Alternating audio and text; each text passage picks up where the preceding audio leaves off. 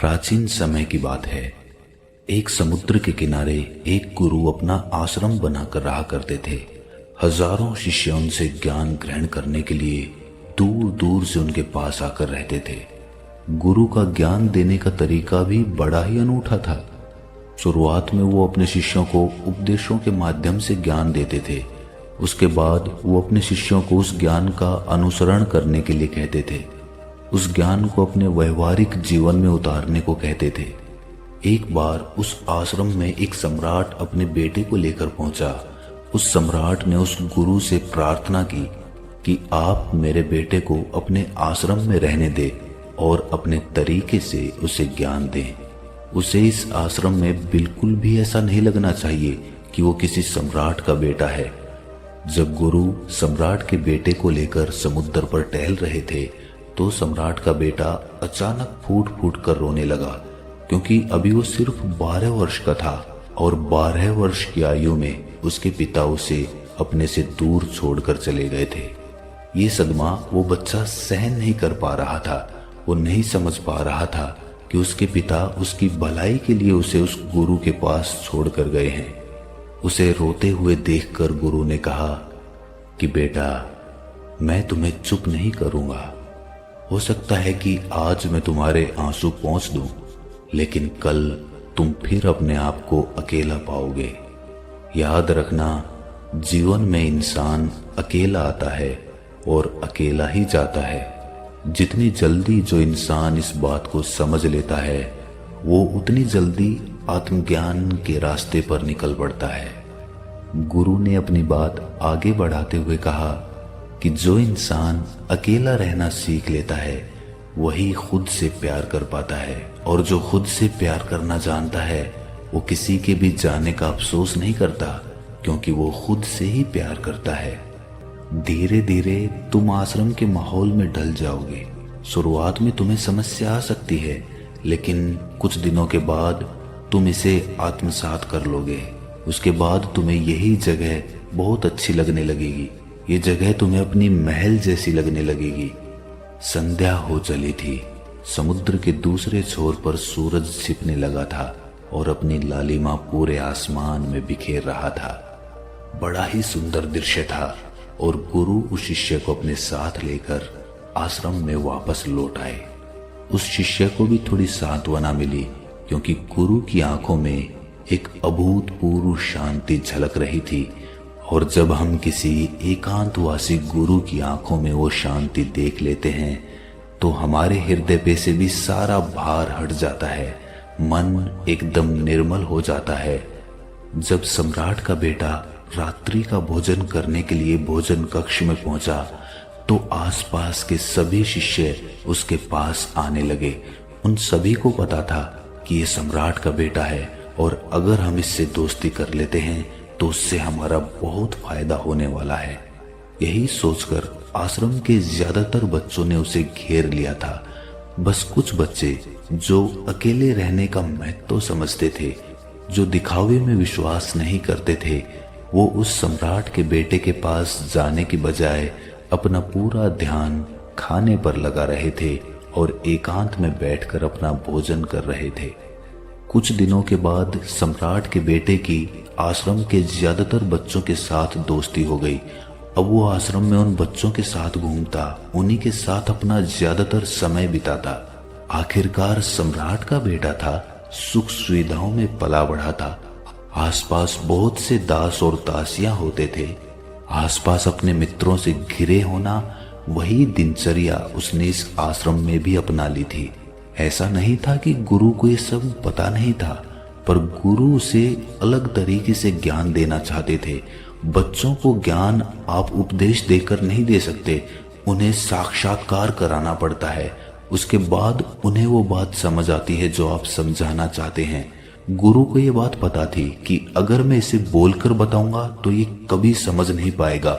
मुझे इसे दिखाना पड़ेगा, इसे एहसास कराना पड़ेगा कि अकेले रहने से ही तुम अपनी शक्तियों को जान पाओगे। ये सीख देने के लिए गुरु एक दिन उस शिष्य को अपने साथ एक पहाड़ी की चोटी पर ले गए। पहाड़ी पर पहुंचकर गुरु ने उस शिष्य से कहा कि अब तुम्हारा ज्ञान पूरा हो चुका है, बस एक आखिरी रात तुम्हें यहाँ पर बितानी होगी। उसके बाद अगले दिन शाम को मैं तुम्हारे राजमहल में तुमको पहुंचा दूंगा। वो बच्चा तो ये सुनकर बहुत खुश हो गया कि अब मैं वापस अपने राजमहल चला जाऊंगा। फिर से मेरे दास और दासियां, सारी भोग की वस्तुएं मेरे पास होंगी। उस शिष्य ने गुरु से पूछा कि गुरुजी, मुझे आज रात आप यहाँ पहाड़ी पर क्यों छोड़ रहे हैं? आखिर मुझे कौन सा आखिरी ज्ञान यहाँ से मिलेगा? गुरु ने मुस्कुराते हुए कहा कि यहाँ पर चट्टान के पीछे तुम्हें छिपकर बैठना होगा। यहाँ पर रोज रात को एक बाज आता है, तुम्हें उस बाज को देखना है, बड़ी गौर से देखना है, हर गतिविधि देखनी है। और उस बाज को देखने के बाद अगले दिन अगर तुम उस बाज की खूबियां मुझे बता पाए तो मैं तुम्हें तुम्हारे राजमहल वापस भिजवा दूंगा। और हाँ, सुबह आने से पहले एक बात पर और ध्यान देना है। एक चरवाहा यहाँ पर अपनी भेड़ों को चराने के लिए आता है, तुम्हें उन भेड़ों की गतिविधियां भी देखनी है। याद रखना, बाज की गतिविधि रात को और भेड़ों की गतिविधि सुबह। अगर तुम दोनों की गतिविधि ध्यान से देखकर मुझे बता पाए तो तुम इस आश्रम से हमेशा के लिए आजाद हो जाओगे। तुम्हारा ज्ञान पूरा हो जाएगा। मैं तुम्हारे पिता को कह दूंगा कि ये बच्चा हमारे आश्रम का सबसे ज्ञानी बच्चा है। ये कहकर गुरु अपने आश्रम में वापस लौट आए और वो बच्चा वहीं पर उस चट्टान के पीछे खड़ा हुआ उस बाज का इंतजार करने लगा। काफी वक्त बीत जाने के बाद वहां पर एक बाज अपने बच्चों के साथ पहुंचा। सम्राट के बेटे ने पूरी रात उस बाज की गतिविधि बड़े ही ध्यानपूर्वक देखी और सुबह होने के बाद जब चरवाहा वहां पर अपनी भेड़ों को लेकर पहुंचा तो उसने एक अभूतपूर्व दृश्य देखा। उसने देखा कि वो बाज भेड़ के एक मेमने को अपने पंजों में दबाकर आसमान में उड़ गया। उसने उस भेड़ के बच्चे का शिकार कर लिया था। ये सारा दृश्य देखकर वो बच्चा आश्रम में वापस अपने गुरु के पास पहुंचा। इससे पहले कि गुरु से कुछ पूछते, उसने गुरु को प्रणाम करते हुए कहा कि गुरुदेव, आप आश्रम के सभी बच्चों को यहाँ पर बुला लीजिए।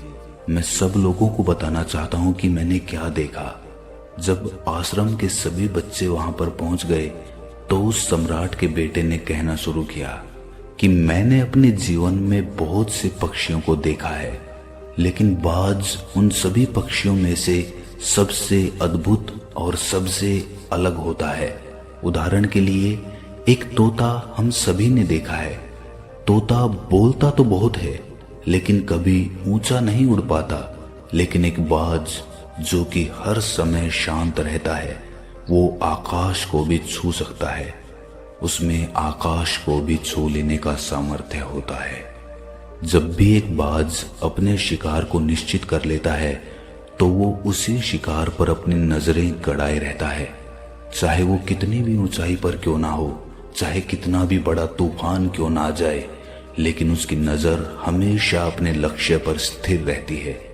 आज सुबह जिस बाज को मैंने देखा उसने हर भेड़ को अपना शिकार नहीं बनाया, बल्कि उस भेड़ों के झुंड में से उसने उस भेड़ के मेमने को अपना शिकार बनाया। उस बाज की तरह हमें भी अपना ध्यान अपने एक ही लक्ष्य पर स्थिर रखना चाहिए। चाहे कितनी भी अड़चने क्यों ना आए, हमें अपना लक्ष्य स्पष्ट दिखाई देना चाहिए। 10-20 अलग अलग लक्ष्यों में अपनी ऊर्जा बर्बाद करने की बजाय हमें किसी एक लक्ष्य पर पूरी एकाग्रता के साथ ध्यान देना चाहिए। तीसरी बात जो मैंने उस बाज से सीखी और जो हम सभी को सीखनी चाहिए वो ये है कि बाज कभी भी दूसरे पक्षी के साथ नहीं उड़ता, वो हमेशा आकाश में अकेला उड़ता है। इससे हमें ये सीख लेनी चाहिए कि हमें कभी भी छोटी सोच वाले लोगों के साथ नहीं रहना चाहिए। आखिरकार हम भी वही बन जाते हैं जिनके साथ हम रहते हैं। इसीलिए या तो बड़ी सोच वालों के साथ रहो या फिर अकेले रहो, क्योंकि जब हम अकेले रहते हैं तभी हम खुद की ताकत और खुद की कमजोरियों को जान पाते हैं। कमजोरियों को जानकर उनको दूर कर सकते हैं और अपनी ताकत को जानकर उसका सही इस्तेमाल कर सकते हैं, लेकिन वो तभी संभव होगा जब हम अकेले रहना सीखेंगे। चौथी सीख जो हमें एक बाज से लेनी चाहिए कि एक बाज हमेशा अपनी सीमाओं से ऊपर उठकर उड़ता है। जब तूफान आता है तो हर एक पक्षी अपने घोंसले की तरफ भागता है, खुद को छुपाने की जगह ढूंढता है, लेकिन बाज ऐसा कुछ भी नहीं करता। वो खुद की सीमाओं को तोड़कर बादलों से भी ऊपर उड़ने का प्रयास करता है। हवाएं उसे थपेड़े मारती हैं, पंख उसके भारी हो जाते हैं, पानी और धूल की वजह से उसे कुछ दिखाई नहीं देता, लेकिन वो फिर भी आसमान की तरफ उड़ता रहता है और अंततः बादलों से भी ऊपर निकल जाता है और वहां तब तक उड़ता रहता है जब तक मौसम ठीक नहीं हो जाता। अपनी सीमाओं को सिर्फ इसीलिए तोड़ पाता है क्योंकि वो समस्या के आने पर उससे घबराता नहीं है, उससे डरकर बचने का प्रयास नहीं करता, बल्कि एक सकारात्मक नजरिए के साथ उसका सामना करता है। जीवन में चाहे कितनी भी अड़चनें क्यों ना आए, हमें उन अड़चनों से लड़ना चाहिए, ना कि उनसे डरकर कहीं छिपकर बैठना चाहिए। इससे हमें ये सीख मिलती है कि हमारे साथ कितने भी लोग खड़े हों, किसी पर भी यकीन नहीं करना। यकीन करना तो खुद पर करना, क्योंकि बुरा समय आने पर वो भीड़ कब तितर बितर हो जाएगी आपको पता ही नहीं चलेगा। गुरु को प्रणाम करते हुए सम्राट के बेटे ने अपने गुरु से कहा कि गुरुदेव, अगर मुझसे कोई सीख रह गई हो तो कृपा करके आप बताने की कृपा करें। गुरु ने सभी बच्चों को संबोधित करते हुए कहा कि ये सभी बातें जो अभी इस बच्चे ने बताई है सब सही है, लेकिन ये सारी खूबियां आप लोगों में तभी पैदा हो पाएगी जब आप अकेले रहने का अभ्यास करेंगे। आपने देखा होगा कि बाज कभी भी किसी दूसरे पक्षी के साथ नहीं रहता, ना ही किसी के साथ अपनी जोड़ी बनाता। वो आसमान में अकेला उड़ता है और अकेला उड़ने की वजह से वो अपनी ताकत और अपनी कमजोरियों को जान पाता है। इसके बाद गुरु ने अपनी बात खत्म करते हुए कहा कि मैं आज रात इस सम्राट के बेटे को इसके राजमहल में छोड़ने के लिए जा रहा हूं, क्योंकि इसकी सीख यहाँ पर पूरी हो गई है।